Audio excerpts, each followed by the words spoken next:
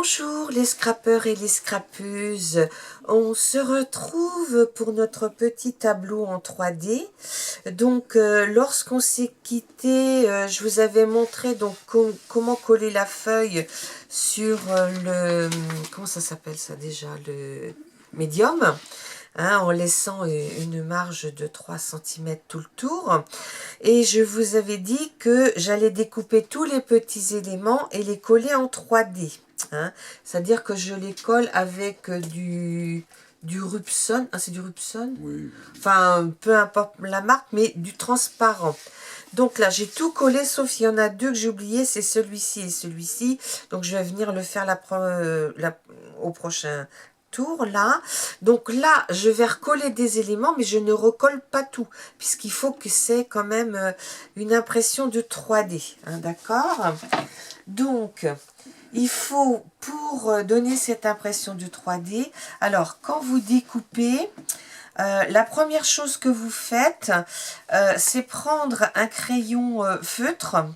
Là, en l'occurrence, c'est du jaune, orange même, parce qu'il y a un peu d'orange. Vous prenez un crayon orange, c'est des vieux crayons feutres qui étaient à mes petits-enfants hein, quand ils venaient là.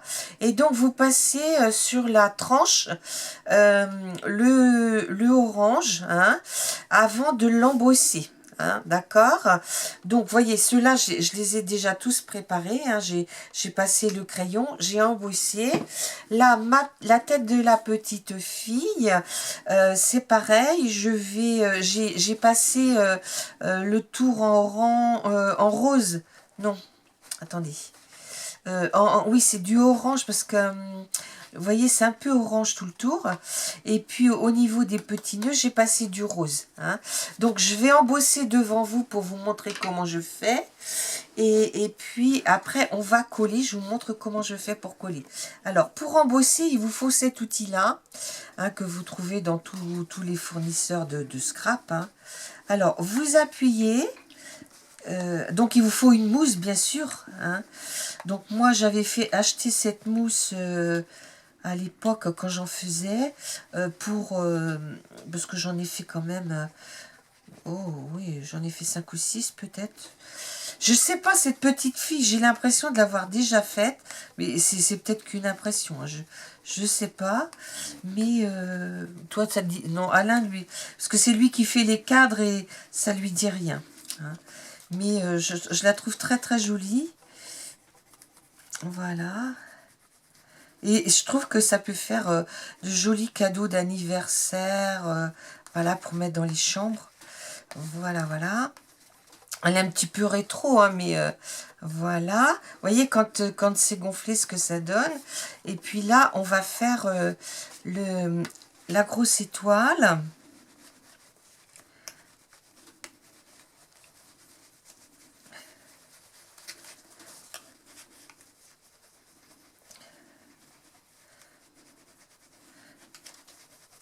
La grosse étoile. Voilà. Donc là, tous les éléments sont prêts. Donc, maintenant, je vais reprendre. Par contre, vous m'excuserez, hein, je le mets de mon côté. Et puis, je vais prendre Je vais peut-être commencer par les gros. Voilà. Donc, alors, si vous n'êtes pas sûr de vous, moi je le fais pour les petits éléments, vous verrez après. Mais autrement, vous pouvez faire d'une façon différente. Alors, voilà, hop. Vous venez mettre donc du... Je suis dans le champ ou pas? Ah bah, pas du tout. Ah oui, alors attendez. Ben,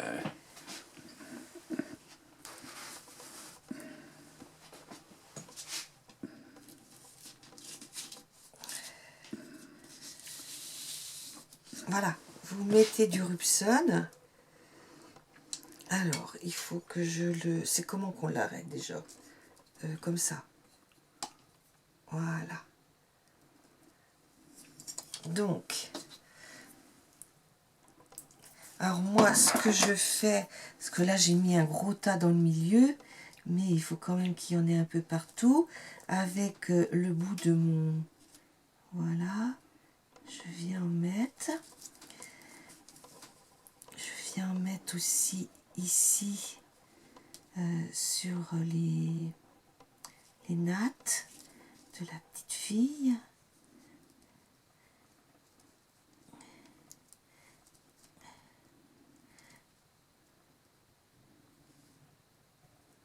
Après, il faut quand même en mettre, hein, pour que qu'on voit bien le 3D. Alors, par contre, n'en mettez pas éventuellement jusqu'au bord. Vous laissez 2 ou 3 millimètres. Parce qu'après, quand on pose, ça a toujours un petit peu tendance à ressortir. Et il vaut mieux éviter. Donc, je vais en mettre un petit peu ici. Voilà. Donc, mon chiffon pour essuyer. Donc là, maintenant, je viens mettre la tête. Alors, il faut bien superposer. Hop. Donc, on n'appuie pas trop, hein. On essaye de passer, mais seulement un peu sur les côtés. Voilà. Voilà. Hein, comme ça. Alors, je vais mettre ma grosse étoile.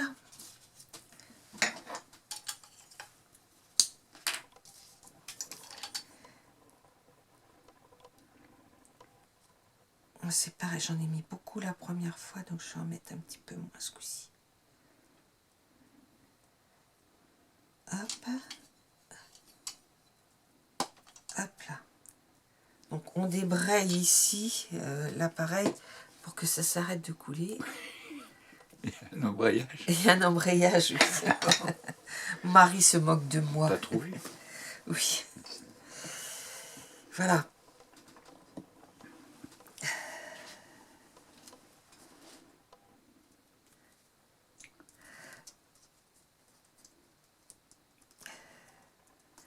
Mon mari se moque de moi parce qu'il y a une anecdote qui est pas très vieille, hein, qui date du mois de juillet, je pense.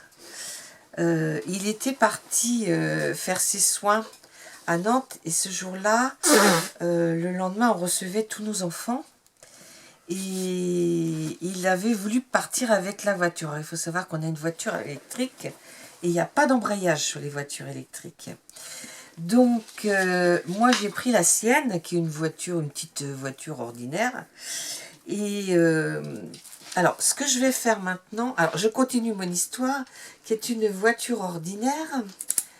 Et bien, j'appuyais, en fait, j'appuyais pas sur l'embrayage, j'appuyais à côté de l'embrayage.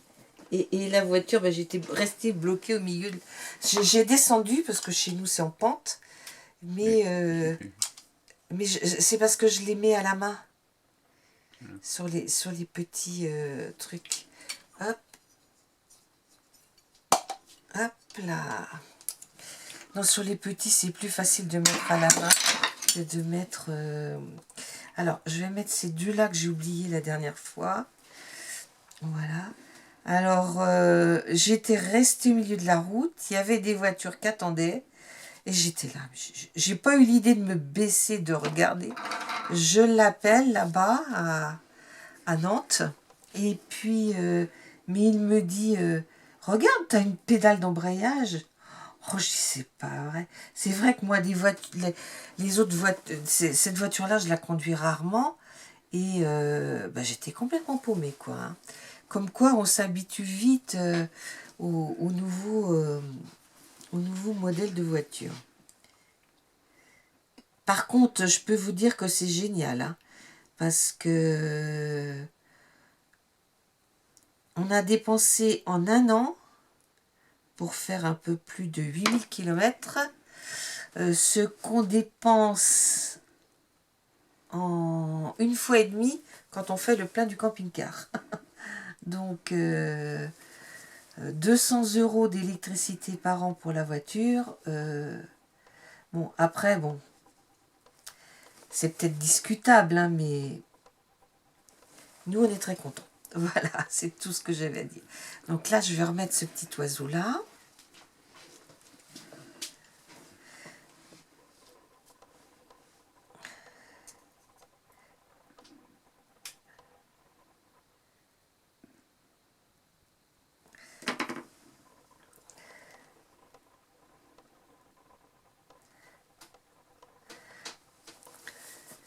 Alors, il faut essayer d'enlever... ouais, là, j'ai eu la main forte sur la colle. Il faut que je mette le bras dedans. Voilà. Oui, là, j'en ai mis beaucoup trop. Ça sort de tous les côtés. Surtout si t'appuies dessus. Hein? Surtout si t'appuies dessus. Bah, j'appuie pas tant que ça, hein. Il est posé, hein. Bon, après, on viendra vernir, hein. Donc, tout ça, ça s'estompera. Mais, bon, faut éviter d'en laisser quand même. Voilà.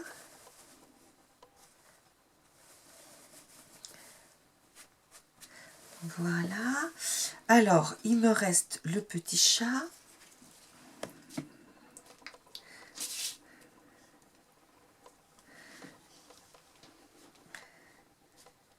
Est-ce que tu peux aller me chercher le dernier, celui qui est resté sur ton bureau, la dernière feuille? Alors, en fait, ce qu'il faut savoir dans le 3D, c'est laisser en arrière-plan, où là, on va mettre vraiment qu'une fois, et puis après, mettre ce qui se voit le plus. Comme là, le petit chat, vous voyez, il est sur la robe de la petite fille. Donc, il faut vraiment que ça se voit, hein, qu'il est sur la robe. Voilà. Voilà, je crois que je le remettrai encore une autre fois. Là, j'ai choisi de mettre ça aussi, parce qu'on le voit bien.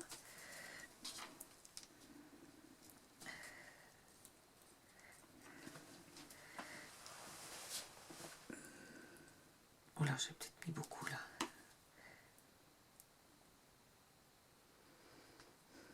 Voilà.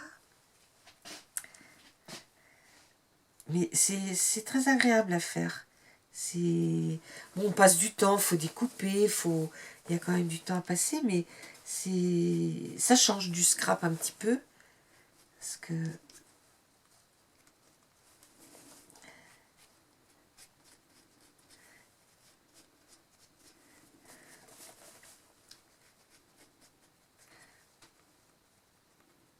Voilà.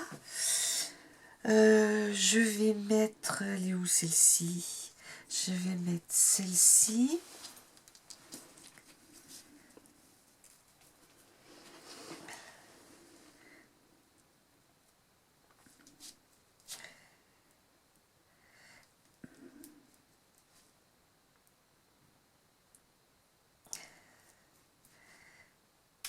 Alors, tu peux me dire ce que tu as choisi comme cadre? Oui, quelle largeur? Ah, mais j'ai pas fait encore. Non, non, mais pour dire aux scrap copains et aux scrap copines, c'est quoi que tu mets? Comment ça s'appelle? Une baguette? Bah oui. Oui. Et quelle largeur? Parce que là, il me reste 3. Toi, tu as pris 4? Non, c'est 4,5. 4,5. D'accord. Ouais. Oh là. C'est comme celui du bas. Ça fait même plus que ça fait pas loin de 5, ça fait 4,8. 4,8. Hein. Donc, ça va recouvrir les 3 cm et il y aura un petit peu plus. Voilà.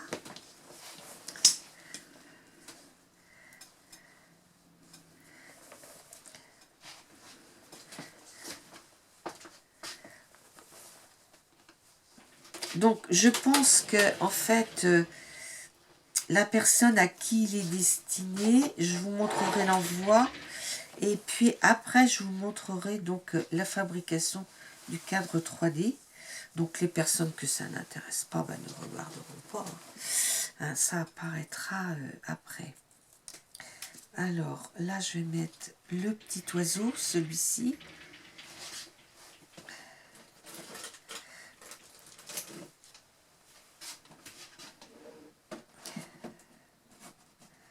Hop.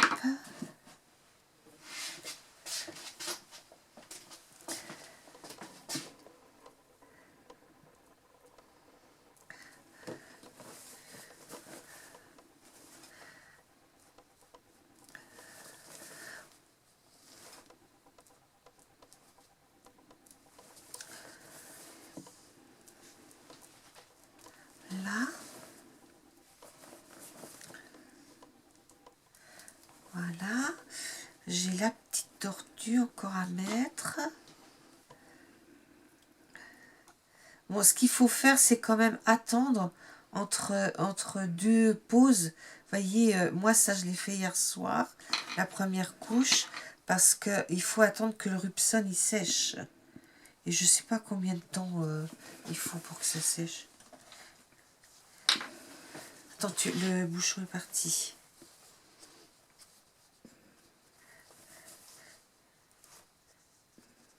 « 24 heures. 24 heures, d'accord. En fonction de l'épaisseur que tu mets. Enfin, oui, mais enfin, moi, j'en mets pas non plus. Ah bah, t'en mets quand même pas mal. Ouais.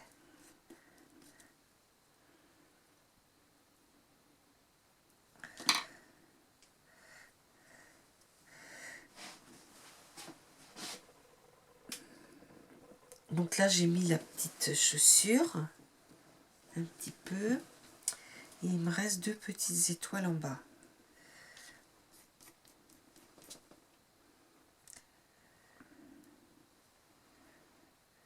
Ah, j'en ai pas assez, mince.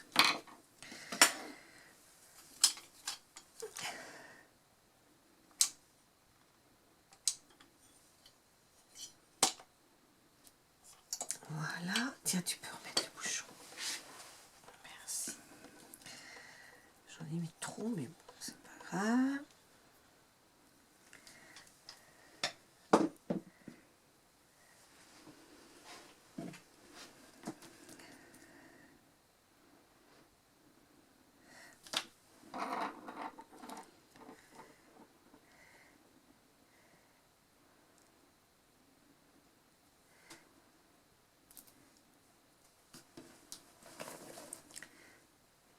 Voilà.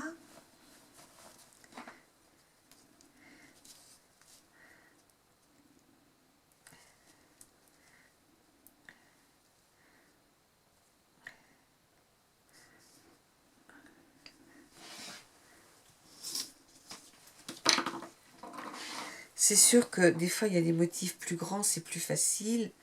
Bon, j'ai pas été vers le plus facile, mais après, on a des toiles. Alors, il faut savoir qu'il y a des jolis motifs. Il y a des motifs sur Paris, des fleurs. Moi, j'ai fait beaucoup de fleurs. Mais il y a vraiment beaucoup de choses. Hein. Voilà. Donc, alors, bon, ben ça, je vais le jeter. Alors, voilà ce que ça donne une fois que j'ai posé tous mes éléments. Donc là, vous voyez comme la petite fille, sa tête a été posée 2 fois, ce bras-là aussi, et puis la chaussure en bas. Hein. Donc là maintenant, je vais venir couper cette petite étoile sur la 3e, enfin sur la 4e feuille. Je vais les yeux, la langue. Là, je vais prendre que le petit oiseau et je vais faire les nœuds et les nattes. Et le petit chat, j'ai envie de le mettre encore une fois. Alors, il est pas bien. Voilà. Ça bouge un peu des fois. Voilà. Hein. Donc, déjà, on voit le 3D par rapport à la manche et la robe et le petit chat. Hein. Donc, j'en ai pas beaucoup encore à faire. Ça bouge. Je vais les préparer, je les collerai et je viendrai avec vous pour le vernis. Hein. Donc, je vous dis à bientôt les scrapeurs et les scrapeuses.